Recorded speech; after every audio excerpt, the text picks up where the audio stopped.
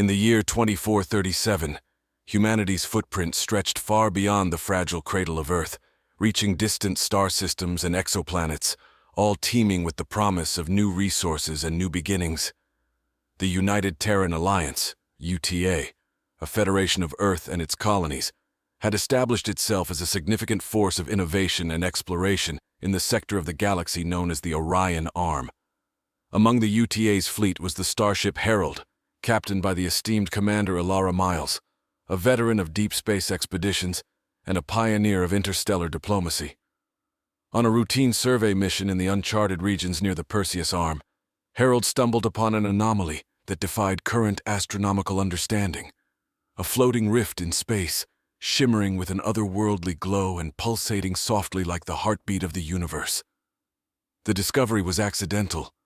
Lieutenant Jameson, the ship's science officer, had been calibrating the deep space sensors when he noticed an irregular blip on the radar, a signature that seemed impossible under normal conditions. After hours of analysis and debate, the crew concluded that what they had encountered was no mere sensor glitch, but a stable wormhole, a portal to potentially other parts of the galaxy, or even the universe. Ilara immediately understood the significance of their find. A stable wormhole could change the course of human exploration and expansion, offering instant travel to distant galaxies, making the vast distances of space surmountable within moments. The Herald sent back its data to UTA Command, sparking a flurry of excitement and anticipation across human-controlled space. However, the euphoria was short-lived. Within weeks of the discovery, a series of mysterious and unprovoked attacks began to strike the outer colonies. Small, agile ships, unlike any known human or allied alien technology, swooped out of the darkness of space, launching devastating raids that left settlements in ruins. The attackers were relentless and frighteningly efficient. Communications were jammed during the assaults, making it impossible for the colonies to call for help or even send distress signals until the attackers had left. The only evidence of their presence were the ruins they left behind and the rare visual confirmations of their ships, sleek, dark, almost spectral vessels that vanished as quickly as they appeared. Commander Miles and her crew were recalled from their exploration to join the defense efforts. The UTA Council, under the leadership of Admiral Chung, convened an emergency session to address the crisis. It was during this meeting that the reality of the situation became starkly clear. Humanity was not alone in the universe, and their new neighbors were not friendly. The Council decided to deploy scout ships to track down these mysterious aggressors and gather intelligence. The Herald was refitted for combat and reconnaissance, equipped with the latest weaponry and defense systems. Ilara, known for her strategic mind and unyielding spirit, was chosen to lead this critical mission. As the Herald ventured into the void, Ilara felt the weight of her responsibility. She was not just defending human territories, but also seeking to prove that humanity could hold its own in a galaxy that had just become far more dangerous. She understood that the stakes were immense, not only for her crew and the UTA, but for all of humankind. The war to defend human sovereignty and secure their position as the galaxy's apex predator had just begun.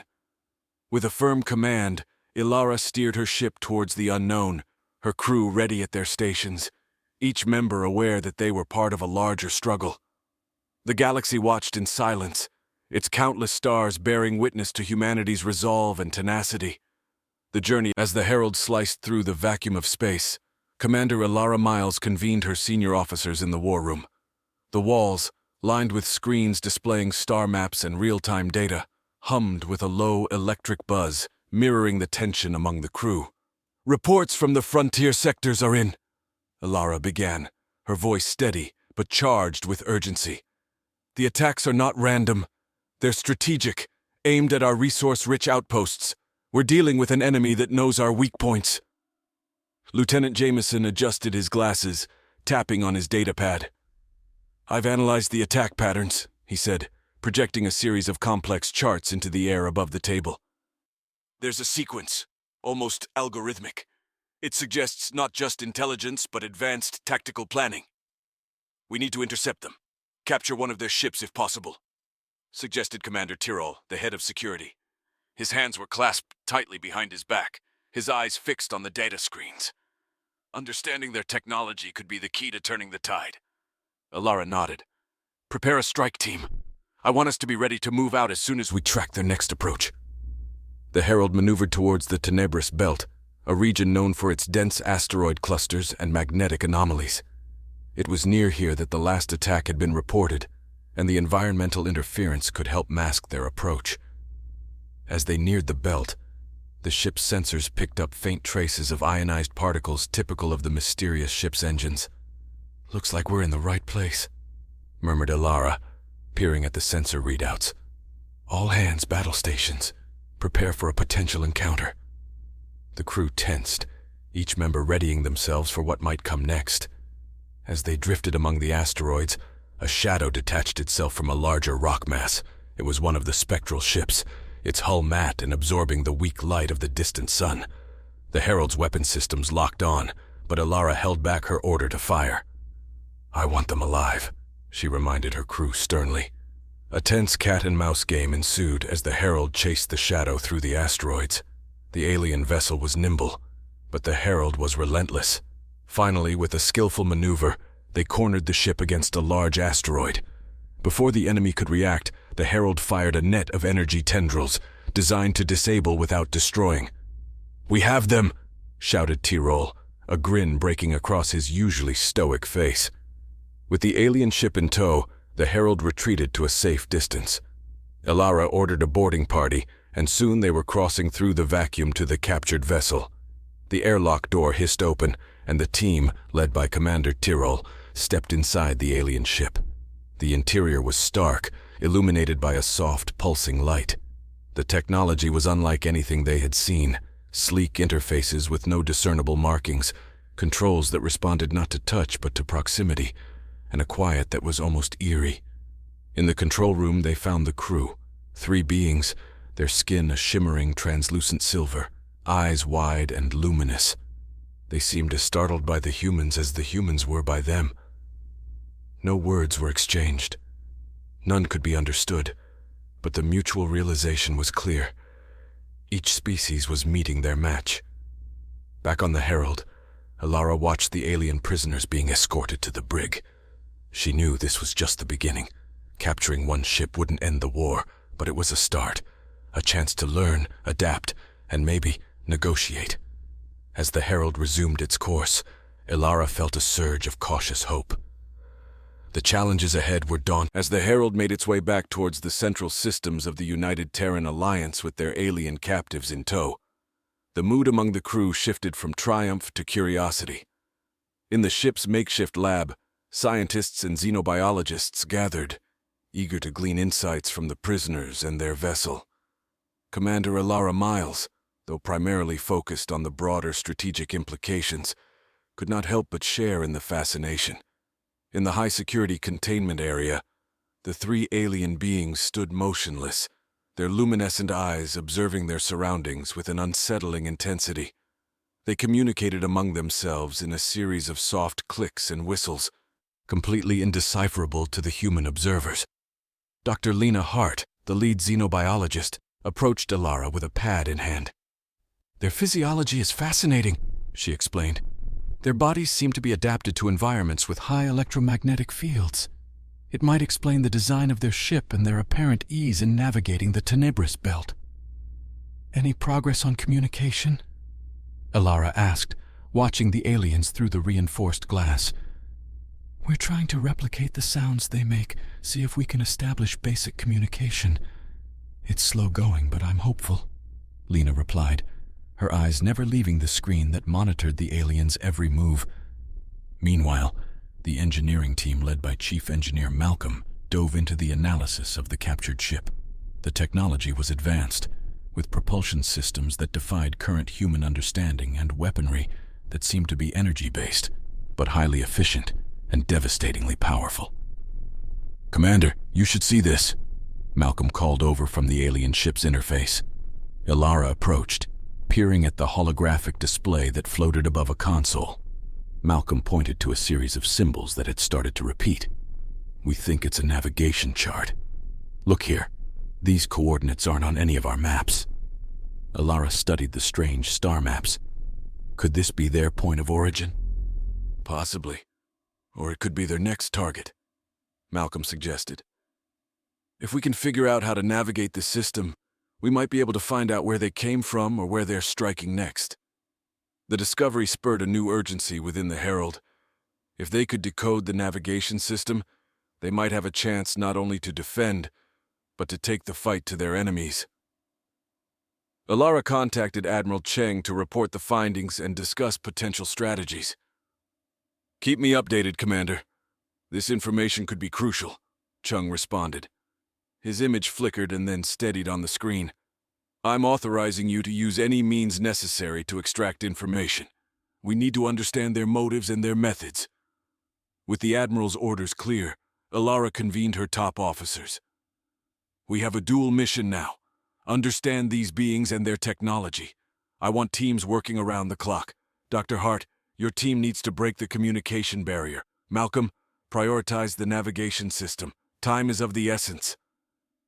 The days that followed were a blur of activity. Dr. Hart's team made a breakthrough using a synthesized version of the aliens' vocalizations, which allowed them to interact rudimentarily. The aliens, who identified themselves as members of the Zari, were cautious but began to respond, revealing snippets of their culture and technology in a fragmented exchange. Parallelly, Malcolm's team managed to activate a dormant part of the alien ship's interface, which included a star map clearly indicating several strategic points, possibly colonies or military outposts of the Zari. Among the data was a path back to what they assumed was the Zari home system, a route that weaved through hyperspatial corridors unfamiliar to human navigators. Alara reviewed the findings in her quarters. The Herald raced through space, its engines humming a constant, vigilant tune as it approached the core territories of the United Terran Alliance. Within its walls, the groundbreaking work with the Zari captives continued to unravel layers of complexity about their species and culture. Commander Alara Miles was deeply engrossed in these revelations, aware that each piece of information was a potential tool in the ongoing war. Back in the lab, Dr. Lena Hart's team achieved a significant breakthrough in communication. The Zari were more forthcoming, perhaps understanding that cooperation could foster a mutual benefit, or perhaps driven by their own inscrutable motives. They described their civilization as one built around exploration and defense, not unlike humanity's, but they were evasive about the reasons for their attacks on human colonies. Their technology is integrated with something they call the core matrix, a sort of collective neural network, Lena reported to Alara and the senior staff. It's not just their ships that are connected, but their consciousnesses too, on some level. This could explain their tactical efficiency and their ability to execute complex maneuvers with minimal communication. Alara nodded thoughtfully. If we could somehow tap into this core matrix or even understand its workings, we might be able to predict their strategies or negotiate a ceasefire. Meanwhile, in the engineering bay, Chief Engineer Malcolm was deep into the alien technology, assisted by a team of the fleet's best minds. They managed to decipher part of the navigation system, confirming not only the coordinates of the Zari home system, but also several other key locations that could be staging grounds for their military operations. "Commander, there's more," Malcolm announced during one of their strategy meetings. "The ship's weapon systems are calibrated in a way that suggests they can be adapted to different forms of energy. If we can reverse engineer this tech, we might be able to enhance our own defenses significantly." As these developments unfolded, Alara felt the dual edges of hope and responsibility. She called a meeting with Admiral Chung, outlining the potential strategies they could employ with the new information. The Admiral, projecting onto the screen with a grave expression, gave Alara the green light to proceed with an ambitious plan. "We'll initiate a covert mission to the coordinates we've uncovered," Alara detailed. "If we can strike at these staging grounds, we can disrupt their operations and gain a foothold for negotiations. Simultaneously, I propose a diplomatic envoy to their home system, using the communication lines we've established with our captives." The Admiral agreed, albeit with reservations. "It's a bold plan, Commander. Make sure you're prepared for every contingency. We can't afford a misstep at this juncture."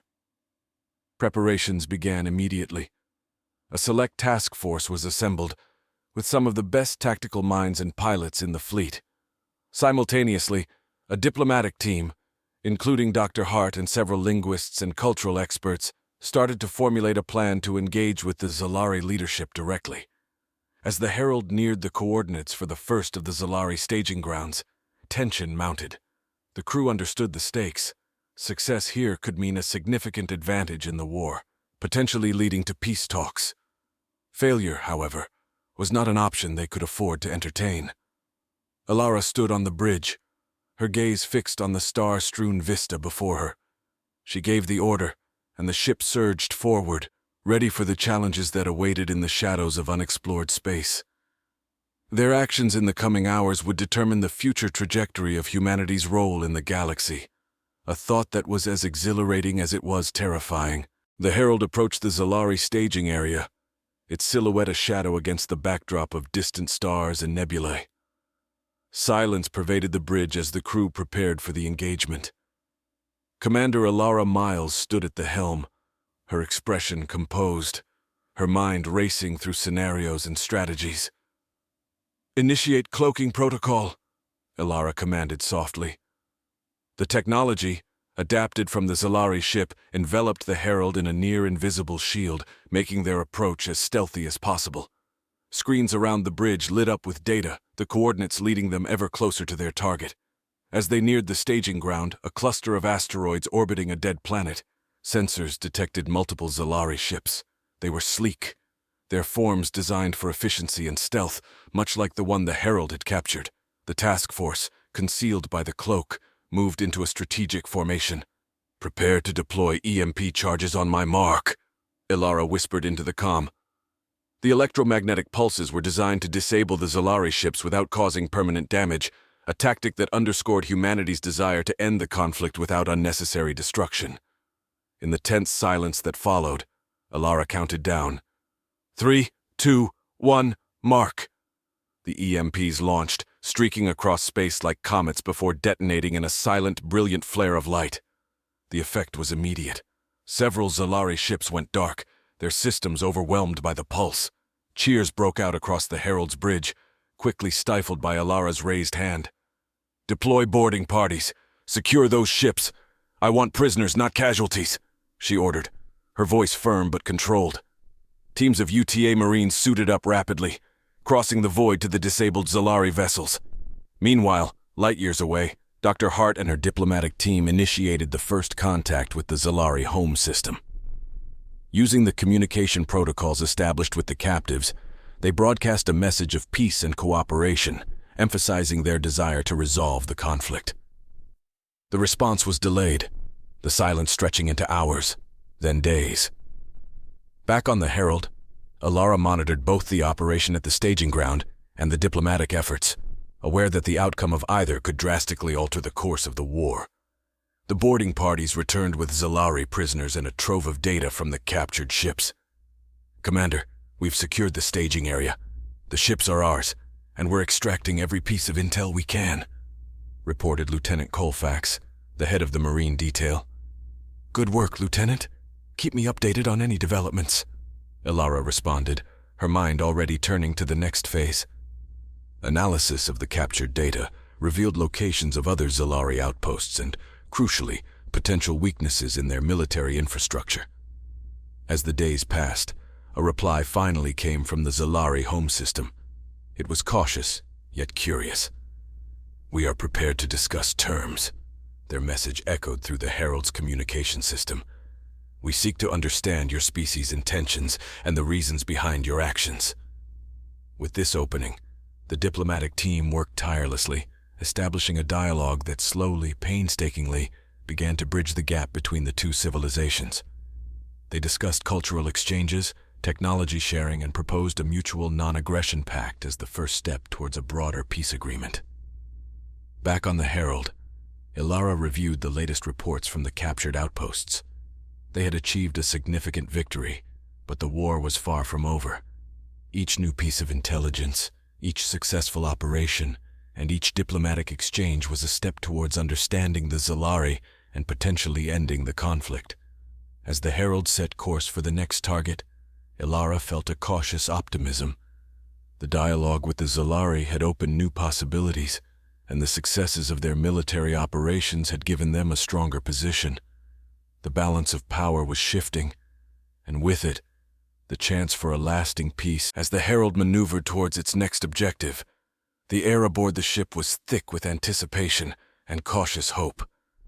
The diplomatic talks with the Zalari had progressed, paving the way for an unprecedented joint session to be held on neutral ground, an uninhabited moon equidistant from both human and Zalari territories. Commander Ilara Miles reviewed the security protocols for the upcoming summit, aware of the historical significance of the moment.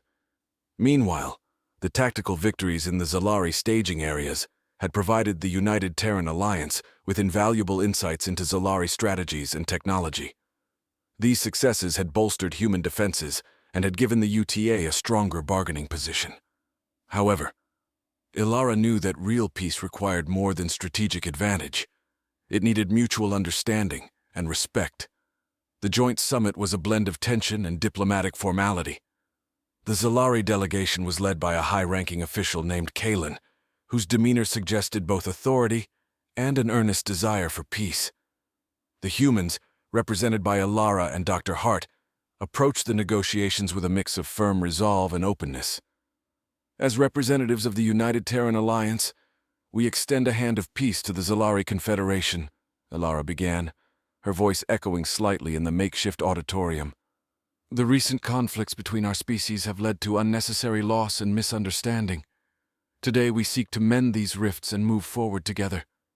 Kalen responded in kind, his voice modulated through the translation device.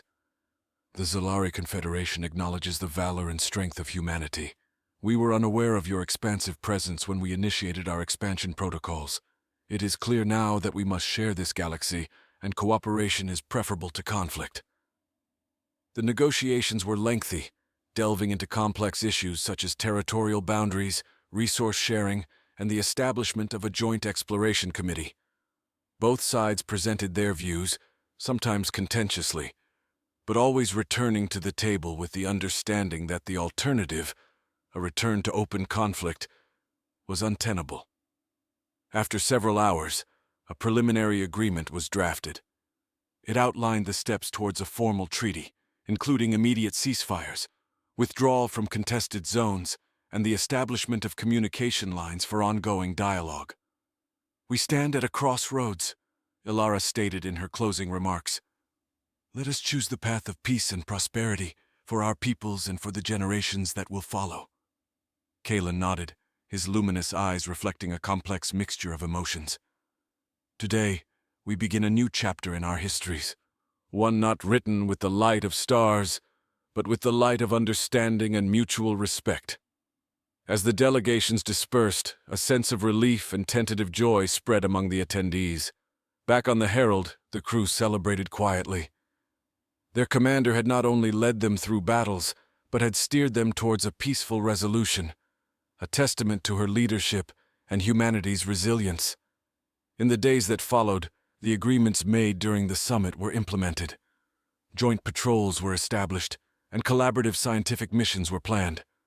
The galaxy seemed vast again, not with the vastness of a battlefield, but with the promise of shared exploration and discovery. Ilara stood on the bridge of the Herald, watching the stars. The war that had tested them, that had pushed them to the brink, was over, not with a final battle, but with words, with diplomacy, with hope. She realized that while they had proven themselves capable of fighting, more importantly, they had proven capable of making peace.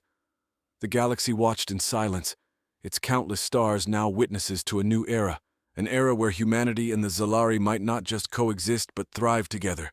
The challenges ahead would be many, but for now, the future was bright, lit by the potential